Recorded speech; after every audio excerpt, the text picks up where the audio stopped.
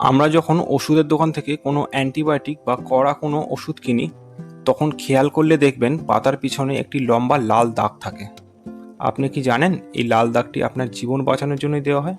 অনেকেই মনে করেন এটি হয়তো কোনো বিশেষ কোম্পানির লোগো বা ডিজাইন, কিন্তু না।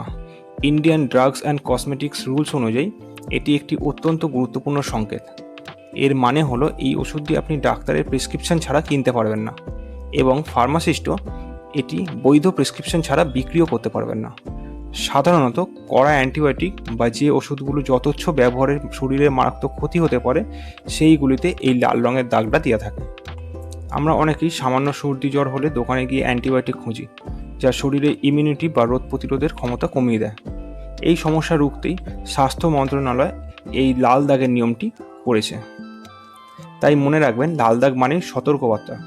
নিজের ইচ্ছামতো ওষুধ খেয়ে বিপদ ডেকে আনবেন না। ভিডিওটি ইনফরমেটিভ মনে হলে শেয়ার করুন, আর দ্য হোয়াইট বোর্ড স্টোরিকে ফলো দিয়ে রাখুন। ধন্যবাদ।